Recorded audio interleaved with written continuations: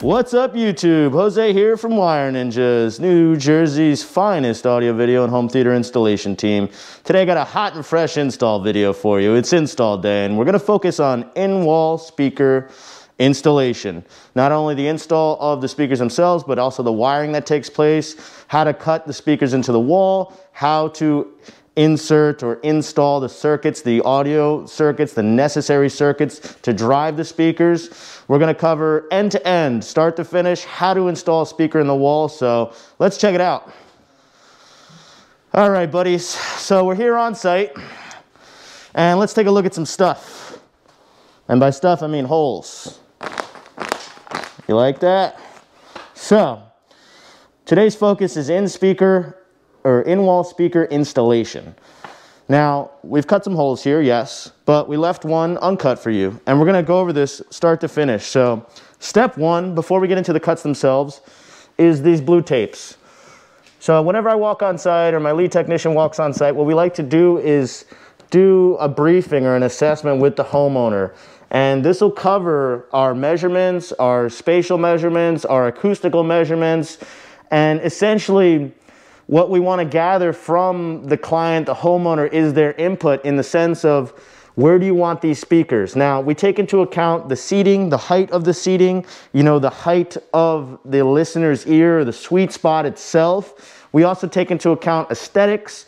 Do you want these speakers directly in line with the light, or like this particular homeowner cares more about acoustics? He wants it to sound as good as he possibly can. That's particularly why this speaker is not in perfect alignment with the light. There can and always will be compromise on some level. If you shoot for acoustics, most likely the aesthetics are going to suffer a bit. As you can see, they're not perfect alignment, but we're going to get much better sound with the better placement or the more accurate placement of these speakers in correlation to each other. Same thing here. You see there's an offset. This guy, he cares way more about sound than he does aesthetics, and I can definitely respect that. So, step one is to figure out where exactly the speakers are going to go. I highly recommend that you look at reading material for speaker placement. If you're doing Atmos heights, go to the Atmos site, download their little dossier, read the whole thing over, and it'll tell you where to place speakers, especially for the heights themselves. Now, we took into account all this stuff. As you can see, the Atmos Home Theater Speaker Guide. This particular homeowner is kind of in the industry in a sense. He's in the audio production field, so he did a lot of the groundwork himself, and we basically went by his recommendations. Each and every home and homeowner is different, so do what suits you best. However, I do recommend you research this stuff.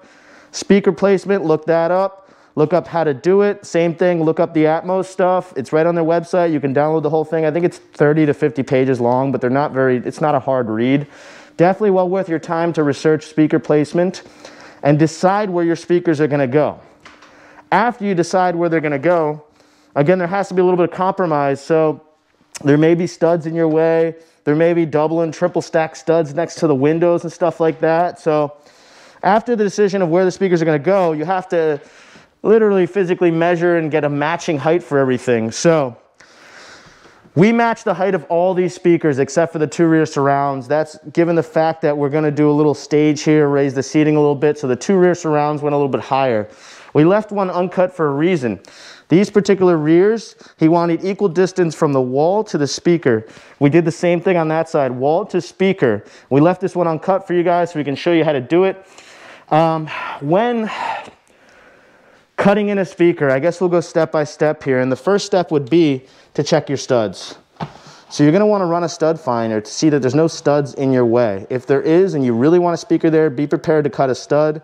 It's a tough thing to do, especially at certain angles or with certain wall depths, to cut a stud through a speaker hole, clear out the bay for the speaker itself. But I recommend running your stud finder to check if there's studs directly in the way of your cutout. Now, this can fall in line or in front of, let's say, hey, there's a stud right in the middle of my cutout. I don't feel like running a saw in a weird, dangerous angle. I'm not skilled with tools. So, hey, let's make a little compromise. We'll shift it over a couple inches. We'll get it in the middle of the stud so we don't have to deal with that. So, when cutting in a speaker, step one is run your stud finder left to right, and then I recommend top to bottom to make sure there's no cross members or cross beams in the way as well. You're going to run your stud finder, make sure you have a clear bay. Step 2 would be to find your template. It usually comes with the speaker. You need a template, pencil, and level. Steve, let's demonstrate. I'll give you the level. It's in my back pocket. Here. Let's demonstrate, after we check the studs, how we throw a template on the wall. Oh, we're jumping ahead a little bit. Let's move this up a little bit so we can see. So I've marked my measurements here. You need a height and center. The height would be matching the height of the remaining speakers or whatever height you chose for all the surround speakers. The center would be either in between the studs if you prefer, or exactly where you want it in reference to the other parameters of the room. So you draw your height and center, and then with these two measurements you can put your template where you want it. So let's put that template up. So template goes up, and it's very important. The next step is to throw a level on top. Make sure that the cutout's going to be level so that the speaker looks correct when after you cut it out. So once it's level, you know it's level. Here, you can hand me the level. You can hold the template in place and draw around the template so you have a nice working line to cut out. So now that we have a nice line to work with, we can go ahead and cut this out, and the speaker bay will be clear for the speaker. So let's get it cut out, boys. Take your time and do this thing with precision because there's only one shot at this thing. What's up? Should we run it? Yeah, run it. You can run the vac. It's cool.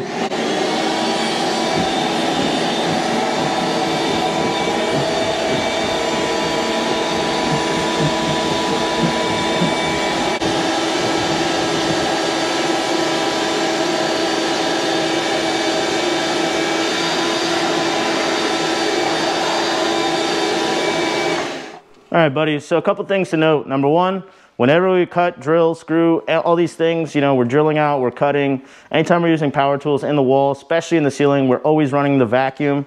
It keeps things clean. I mean, there's virtually no dust when you run the vac. You use the buddy system. That's number two. Always use the buddy system. If you have a buddy, use the buddy system. Get help. If you don't have somebody, grab somebody. It makes things much easier, much less frustrating in the end. And frustration is no good because it holds up the job. So, we got our speakers cut out. Just note, this was not us. You can see the difference when you don't have the protocols that I'm trying to lay into you guys. When you don't have the protocols, like I said, use the stud finder first. Check to see if the stud bay is clear. Look what this electrician did. He cut it right alongside the stud. Now what's going to happen is, let's take a look. You see this is a speaker. This is an in-wall speaker, right? And I think he broke one of the legs already. Oh yeah, he tried to. Okay, so this is an in-wall speaker. Let me get the light on here. Here, hold this speaker up. You see how these legs go in the wall? So this speaker slides in the wall. The leg actuates. Jeez, they screwed this thing up already. Yeah, they. Jeez, stupid electricians. All right, so I can't even demo with this, but. Basically, this leg swivels out. There we go. We got an open one. Okay, yeah, he screwed up that side. So what happens is the speaker goes in the wall, and then when you start turning the screws to close the leg will swivel out and attempt to grab the wall, right? So it's going to grab the wall in a clasping manner. Now, when you have drywall on one side, the little leg can clasp the wall, no problem. But if you did like this amateur did, and you cut it right alongside a stud, the leg cannot go out. It has no clearance, no space, no room to travel out and grab the drywall. As you can see, there's nothing to grab here for my little legs. So this speaker hole is completely compromised. We're gonna have to address it in some way. Honestly, the best thing to do here is actually, it's a lot more work now, so the best thing to do is actually make a much larger cut of the drywall, remove this entire piece of drywall, right? Especially this repair. This repair is shot. It's not going to look good. Oh man, this guy's... So the best thing to do is cut a much larger square of drywall. If you go to Home Depot, they sell them in 2x2 squares, 2 feet by 2 feet, a 24-inch piece. The easiest way to go about this, the cleanest way to go about this, especially with the spackling afterwards, is to replace a whole 2x2 sheet of drywall around this and remake your speaker cutout away from the stud. Any type of spackling or drywall repair right next to anything is very hard to feather your knife. So this drywall repair it's extremely difficult, very time consuming to make it look like nothing ever happened because it's a very small cut. It's right next to the receptacle. It's a real pain. And like I said, you're not going to be able to put a speaker in here anyways. So don't do this. Follow the protocols that we set forth so you can be successful. That's why we're telling you guys these things. So remember, Number 1, check for studs. Number 2, make sure you have the right height and center, matching with the rest of the speakers or whatever you decided on. Number 3, draw your template at a level fashion. Put a level on the template, make sure it's level before you draw it. Then you can draw, then you can cut. The next steps would be clearing the wire path. So we're doing what I call setting the wire path, which is establishing the origin and destination of any circuit. So we know the origin. The origin is the rack. So the next step would be establishing those destinations for the wire for the circuits. So in making the speaker cutout, essentially we've established the destination. Now in the wiring logistics or the circuit building logistics, the next step would be to set the wire path. That means clearing the wire path back between the origin and destination of the wire itself. So we have origin, we have destination, now we have to clear the wire path back for each of these circuits to be laid in. So we're going to go ahead and start doing that. We'll show you what that's like. Now we have a couple things here. There's a crawl space under us, which is where we're going to probably do most of the wiring for this.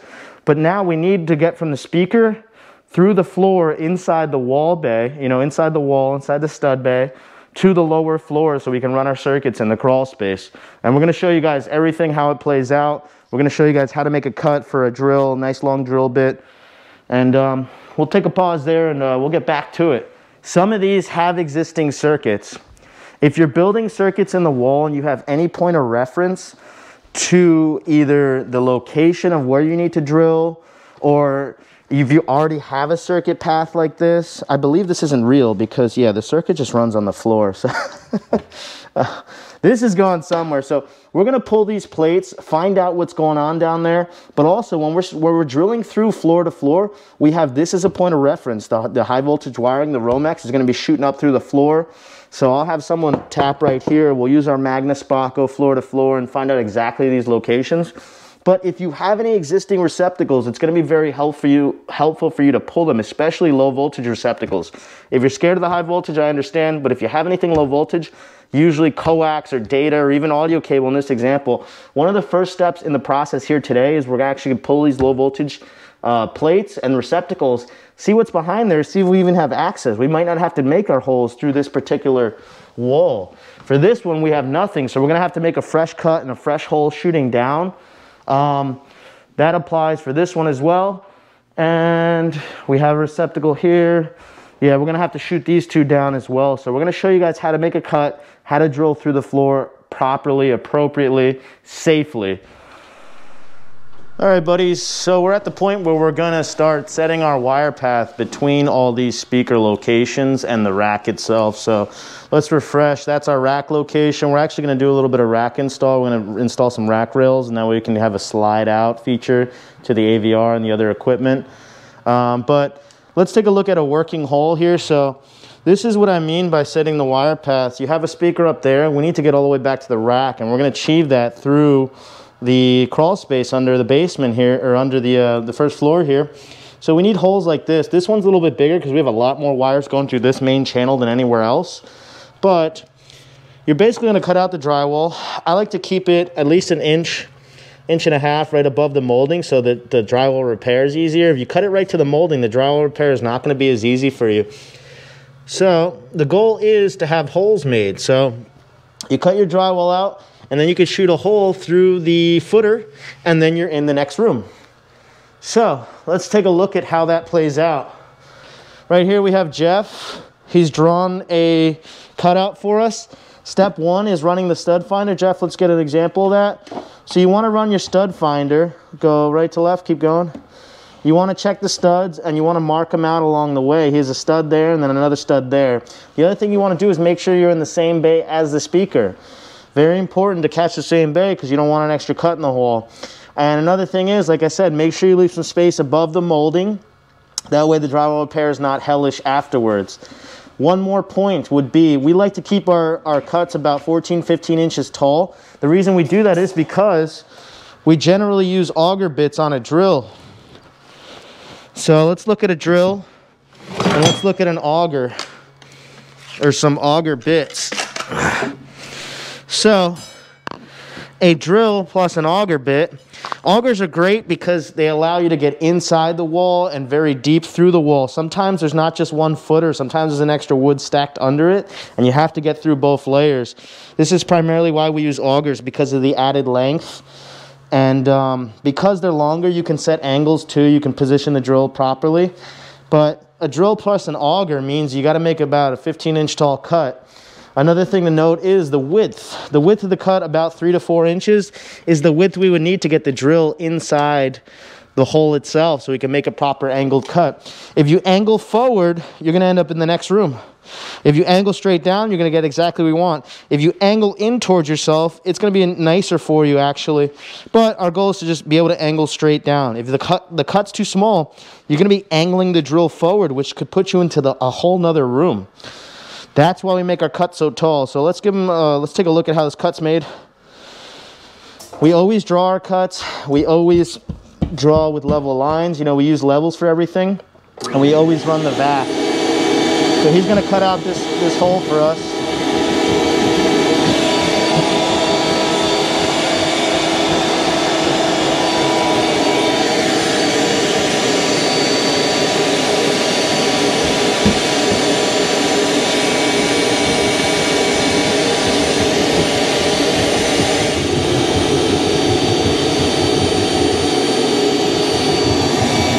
Give it one more thing. Grab your pencil, Jeff. Pass me your pencil.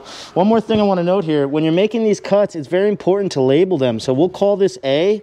We'll write an A on the cut itself, an A on the outside of the wall, and let's do orientation as well so we know which way this cut goes back in the wall. That way we're not having trouble. It's going to go back in the wall just as it came out. This is very important for the drywall repairs that take place afterwards. So this will be A. You need a letter or a number for which piece it is, but then you also need orientation, which way it goes back in the wall. Some walls are bowed, some walls are totally screwed up, so it's very important that you take this step. Keep going, Jeff. I got the...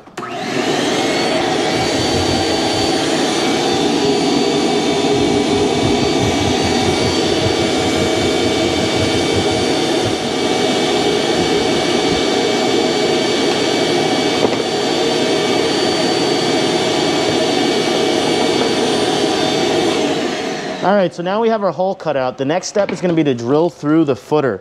We're going to show you guys how that plays out. Following that, we're going to snake a stake down, tape our wire, and pull it through back to the origin or the rack location. We'll show you guys each and every step of the way. And like I said, we're going to get our auger ready, and we'll show you guys how to drill through the footer. All right, buddies, so I'm going to show you guys how to auger through the footer. So just focus camera on me. Here we have our drill, our Bosch drill, and our 1/2-inch auger. We're only going to use a 1/2 inch for this one because we only need one speaker line going through this. We try to keep our holes as minimum clearance as possible.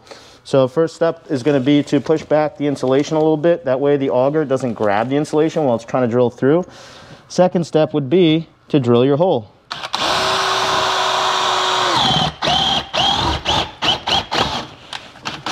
As soon as you get through, you will know it. If you don't get through, it's because you're hitting another piece of wood, you're hitting a beam, you're hitting something. But as soon as this auger goes through, you're gonna know it. You can feel it, you can see it, you can hear it. The auger drops through, so once you drill through the footer, you have a working hole. Now you can probe with your snake. On the other side of this, I'm going to go down and catch my snake. I'm going to have to take a ride down to the basement and grab the snake. We're going to tape a wire to this snake and pull it through back to the rack location. We'll show you guys how that plays out. But as of now, we have a fresh hole made. See if you can see it. Fresh holes made, and you push your snake through. Now, we'll go catch the snake at the other end. We'll pull the wire through.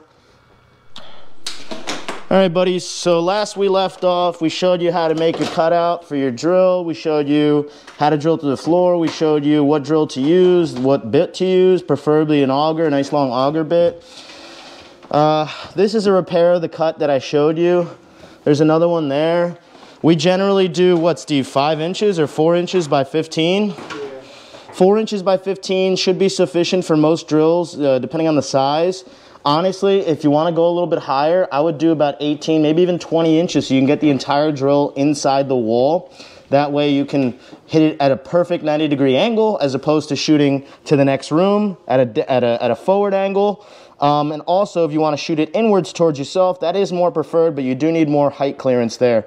With 14 inches, we're fine with our drill. We can shoot straight down.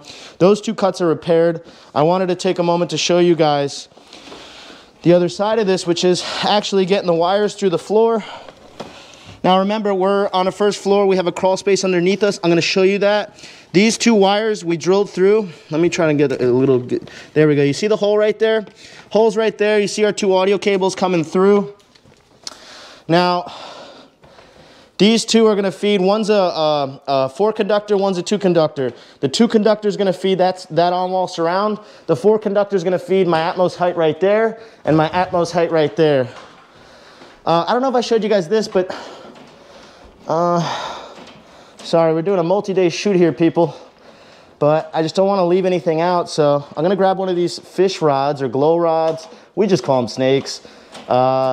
These are one of many wire running devices, tools for running wires in tight areas, through holes, floor to floor. These are made by LSD, labor-saving devices here in the United States.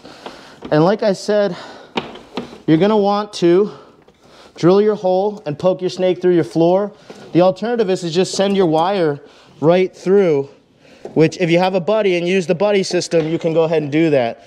But when you're going to use a snake, especially with one technician, you're going to throw the snake down. You can grab it on the other side and work freely. Hey.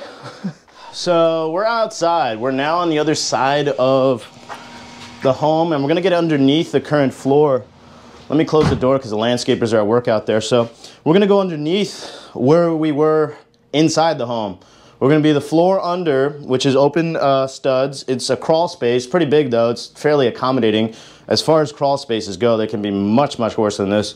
Literally crawling in 1 foot of space, and I'm a bigger dude. But we're going to go underneath and we're going to take a look at how the other side of this thing is. You know, you're drilling through the floor, you're passing your wires through. Let's see what it looks like on the other side. I feel like this would be really helpful to you guys to actually literally see what's exactly going on when you're drilling through from upstairs. That way you can have a visual print in your mind, you know, a much better understanding of what you're doing before you go ahead and do it. So let's crawl in there and take a look.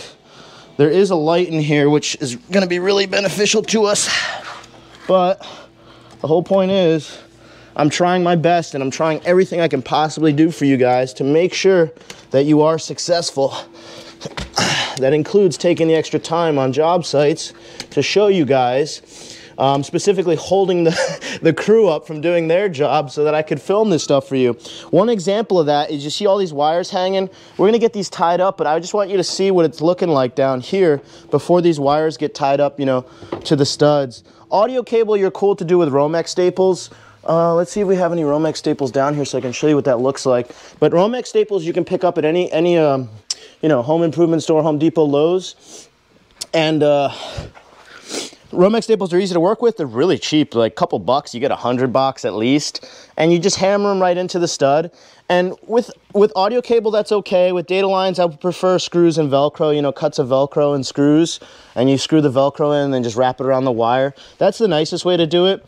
But with audio cable, and for simplicity's sake, and if you're doing this on your own, I would recommend just hammering the Romex staples in. Don't hammer it to the point where you're actually pinching into the wire jacket. Just hammer it so the wire hangs in there. You just want to dress these up so that if anybody comes to service this lower room in the future, they don't have wires hanging all over the place. Very important that you dress up your wires. But another reason why I came down here is to show you guys a really good example of what happens. Now, this is maybe why you want to call a professional. Let's see, I think they took the, okay, yes. So, that hole I showed you guys just now, this is the other side of that. And this doesn't look like it should in a way because if you notice, there's a stud directly in front of us. This is a big problem. It's a real pain in the ass to deal with. And it's something you may encounter. That's specifically why I chose this hole to show you guys. So the actual hole upstairs in the wall that I just showed you is probably 3 inches to the left and then 3 inches forward from this. So this is really cumbersome to deal with. Even for an experienced technician, I'm a master at this. So what I did was I drilled my hole up top. I realized where we were down here. Now, you can use specialty tools. You can take measurements to decide and basically get points of reference and build a map in your head as to where exactly you are. A lot of that takes skills and deployment in the field, you know, of these skills and practice so that you can get good at this stuff. I use MagnaSpot particularly because it saves tons of time. But I gotta be honest, at this point in my career, it's very odd how I can just know where I am floor to floor and wall to wall. It really comes with experience, and everybody has a different learning curve. I recommend using MagnaSpot. We'll have a whole separate video on MagnaSpot, its use, its functionality, how to use it, and yeah, tips and tricks with that device in particular. That's a wonderful device when you're going floor to floor and wall to wall. Now, for myself, I knew where I was. And I was off by a couple inches, but the way I accommodated that was with a metal snake. A metal snake has a curved design. It's really flat. It's made to go around corners. It can curve around corners. So I had Steve drop the snake. I had him bend it. I had him drop it. And I told him swing it a little bit, you know, a couple inches to the right. And bam, the snake poured out right here. But really what I want to show you also is see where the wires come out. This is a very particular situation, and it's one you might get involved in. A lot of times the foundation is about a foot before the wall ends on the next floor above us. So on the floor above us, the wall is probably a foot past this foundation that you see here, which is another real pain to deal with because then you have to shoot wires down. You see the wires are going past the foundation where this wire comes out. But maybe I can get a better example. Yeah, I can't, dude. See how far? All right, so the very first hole we made, that's how far it is, about an arm's length away from the actual foundation. So it drops about an arm's length past the foundation. It's very cumbersome to deal with, even these normal ones where you don't have a stud directly in front of you. Now, sometimes you're gonna be able to just drop straight down, but most of this is the floor. This is really dependent on the particular home, the structure, the layout, all that good stuff. We'll take a look at another, oh look, there's a Romex staple that someone had. This is what a Romex staple looks like. Basically, you just hammer it in, and like I said, we'll give you guys a good look at. So what you want to do is put your staple there, put your wire there, and then just hammer it. And hammer it to the point where, like, I'll give you an example. So like right there, so the wire's in there, it's secured, it's hanging, but you're not pinching the wire. We don't want to pinch the wire jacket. You know, you could cut into the wire itself and ground out the cable by sticking the Romex staple too far. But I recommend doing Romex staples if you're a beginner. If you're more advanced, go with your Velcro and your screws. There's low voltage staples too, which have a plastic base and then 2 nails so that they don't harm the wires even if you hammer them in all the way. They have all this stuff at your local retailers. I'm always giving plugs for Lowe's and Home Depot. All right, let's give you another example, buddies. This is the easiest example. You see how the wires, see, we're still, the foundation's right here, right? We're still about half an arm's length past the foundation. This is very common. Sometimes you're even more than an arm's length. It's a real pain to deal with. But if you're lucky, you can come right through this hole. You see where this Romex is coming through? Whew. That's a good example of a more simpler, easy install. We get to, oh God, stuff's going in my mouth from the, oh, that's rough. So this is a good example, so you can see this is an easier wire run. We dropped straight through. This one was already done. We didn't do this one. Somebody made that hole and dropped these cables through.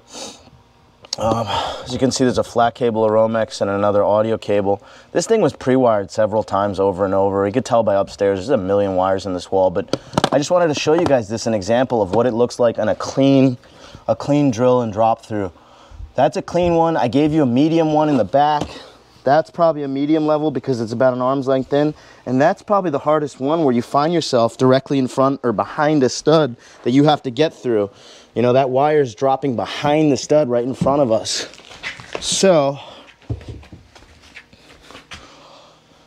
we're gonna finish our wire runs upstairs. I'll show you guys what the speakers look like installed in the wall.